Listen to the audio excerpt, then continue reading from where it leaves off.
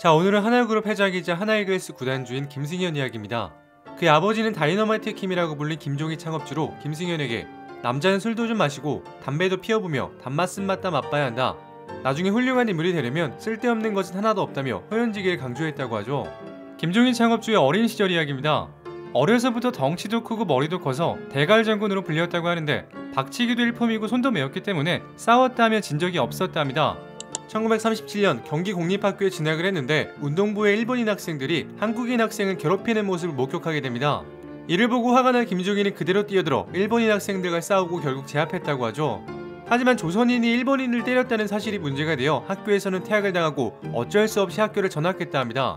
이런 호탕하고 오리를 중시하는 성격은 아들 김승현 회장에게 그대로 물려주게 되었죠. 1981년 김종희 회장이 갑작스럽게 작고하게 되면서 김승현이 젊은 나이에 회사를 물려받게 됩니다. 그의 나이는 고작 29살이었습니다.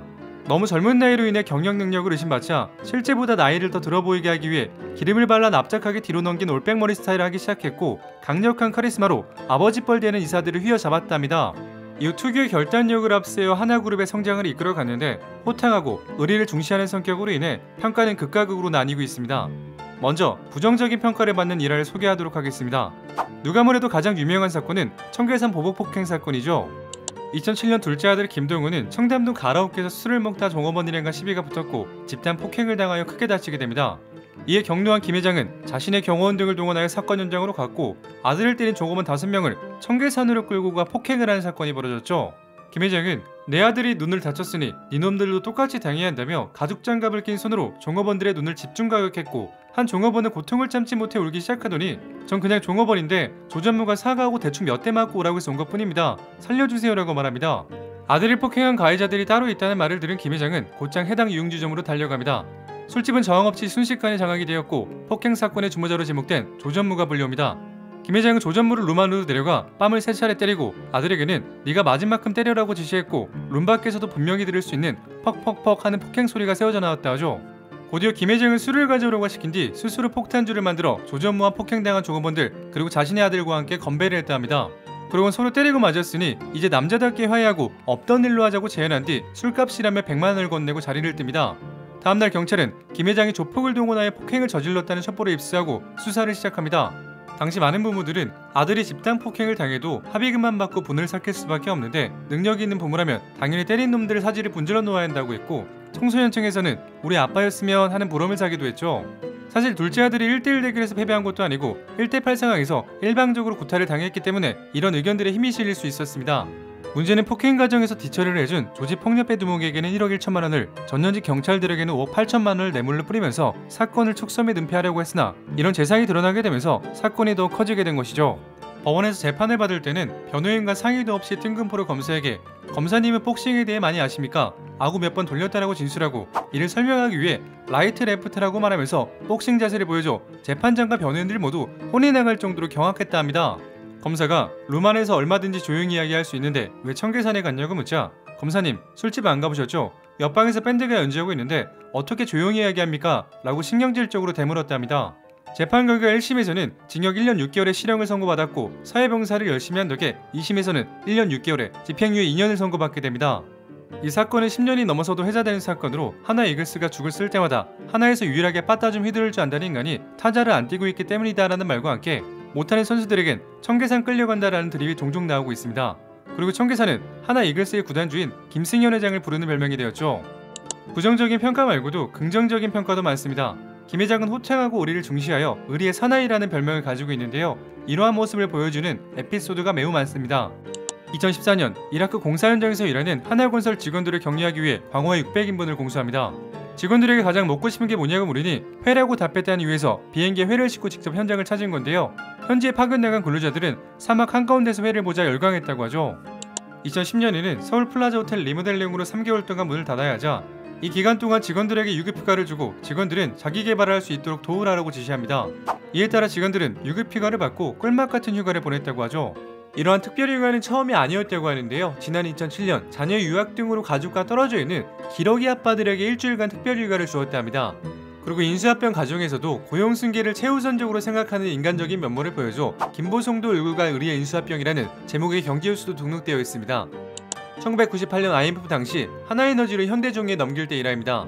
김 회장을 돈을 덜 받더라도 근로자들을 한 명도 해고하지 않는 조건으로 매각 협상을 진행하고 이후에는 하나에 복귀하길 원하는 사람은 마지막 한 사람까지도 받아주라는 지침을 내립니다. 이 덕분에 직원들의 완전 고용 승계가 이루어졌죠. 많은 기업들이 회사를 매각하고 이익을 남기는 데만 관심을 보이는 것과는 완전히 대조적인 모습이었습니다. 이에 언론에서는 휴머니즘 경영이라면 대서특필했고 김대중 대통령은 김 회장을 청와대에 불러 가장 모범적인 구조조정의 사례라며 칭찬했다고 하죠. 삼성으로부터 방위사업 및 석유화학 부문을 인수하는 빅딜 당시에도 삼성 직원들을 안정적으로 고용 승계했기 때문에 다른 기업들이 매각설이 돌 때마다 하나에 매각되면 구조조정이 없지 않겠느냐라는 이야기까지 나온다 하죠. 이뿐만이 아닙니다. 로버트 킴은 미국 정보부석관으로 근무하던 당시 한국 정부가 당연히 알고 있어야 하지만 미국 정부가 한국에 알려주지 않은 정보 등을 주미대사관에 알려준 혐의로 교도소에 수감됩니다. 당시 한국 정부는 이 사건은 개인의 문제로 우리와는 전혀 관계도 없고 관심도 없다고 말하면서 그를 완전히 외면합니다. 하지만 이 사연을 접한 김 회장은 어려움에 처한 그의 가족에게 생활비를 몰래 지원했다고 합니다. 사실 하나그룹은 한국에서 방위산업을 하고 있었기 때문에 이 사실을 미국에서 안다면 낙인을 찍혀 사업에 큰 지장을 받을 수 있는 입장이었습니다. 이 사실은 로버트 킴에 의해 밝혀지며 화제가 되었었죠. 2005년 MBC 라디오 프로그램 김미아의 세계는 그리고 우리는에 출연했고 진행자인 김미아 씨가 모든 재산을 재판 비용으로 쓰시고 생활은 어떻게 했나요? 라고 묻자 하나 김승현 회장께서 상당히 오랫동안 지원해 주셨다. 지금도 해주시고 있다라고 답한 것이죠. 2010년 천안함 사건 때는 우리는 군수사업을 하는 기업으로서 우리가 할 수 있는 일을 숙고해보자고 지시하며 유가족들에게 3억 원의 위로금을 지급하고 하나그룹 계열사의 직원으로 채용합니다. 여기에 대해 유가족들을 야구 경기에 초청하여 시구 시타 행사를 진행하고 임직원들은 주기적으로 천안함 묘역을 찾아간다고 하죠.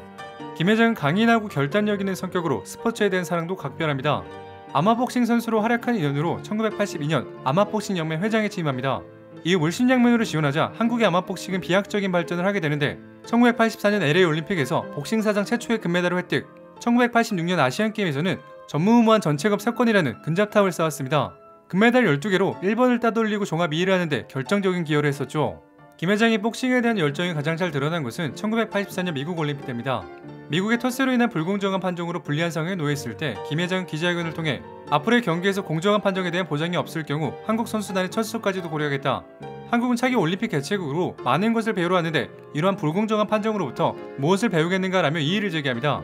그러자 허탈감에 빠졌던 타국가의 팀들까지도 한국의 냉철한 항의 조치에 힘을 찾고 있다며 많은 외신 기자와 보도진들이 격려를 보내왔다고 하죠. 심지어 LA타임즈의 한 기자는 한국의 리더는 대단하구나. 이제 누구도 한국팀을 얕잡아보는 사람은 없다고 말했답니다. 이로써 복싱 사상 최초의 올림픽 금메달이라는 드라마가 완성될 수 있었죠. 김 회장 재임 기간 동안 올림픽, 아시안게임 등 각종 국제대회에서 금메달 209개, 은메달 112개, 동메달 188개 획득이라는 경이로운 수치를 기록했습니다. 야구에 대한 사랑도 남다릅니다.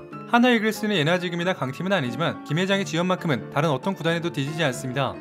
2011년 경기장을 방문했을 때 김태균 선수를 데려와달라는 간중석의 외침에 김태균 데려올게라고 답하며 다음에 김태균을 하나로 데려옵니다. 그럼에도 성적은 좋지 못했습니다. 그러자 이번에는 김성근 감독을 희망하는 팬들의 외침이 있었죠. 김성근 감독 계약 촉구 1인 시위하고 감독 취임을 희망하는 동영상까지 제작했을 정도입니다. 당시 구단에서는 내부 승진을 고려하고 있었으나 김승현 회장의 강력한 요청으로 김성근 감독이 화려하게 부임하게 됩니다. 하지만 김 감독은 2년 반 동안 성적 부진과 혹사 논란에 시달리며 결국 씁쓸하게 물러나고 말았죠. 2018년도에는 드디어 11년 만에 가을 야구에 진출합니다. 넥센과의 준 플레이오프 1차전 관람을 위해 경기장을 찾은 김 회장은 한결같이 하나를 응원해준 팬들에게 감사함을 표현하기 위해 약 4천만원어치의 오렌지색 장미꽃을 선물합니다. 열띤 응원에도 불구하고 오랫동안 포스트 시즌에 진출하지 못해 이글스 팬들에게 고마운 마음과 또 한편에서는 마음의 빛을 가지고 있었다. 앞으로 하나 이글스를 통해 더 많은 사람들이 즐기고 행복해지길 바란다고 전했습니다. 성적이라는 결과는 좋지 못했지만 김 회장의 야구에 대한 애정과 노력은 최상급이었죠. 이뿐 아니라 하나를 거쳐간 선수들을 끝까지 챙겨주는 의리를 보여주었습니다. 2003년 진정필 하나 이글스 선수가 백혈병으로 사망하자 치료비와 장례를 지원했고 2011년 최동원 2군 감독이 사망하자 그룹 차원에서 적극 지원합니다. 이렇듯 김승현 회장은 거칠지만 호탕한 성격으로 극과 극으로 나뉜 사례들이 있었는데요. 평가는 여러분의 몫이라고 생각합니다. 오늘 이야기는 여기까지입니다. 재미있게 보셨다면 구독과 좋아요 부탁드립니다. 지금까지 역사비디오였습니다.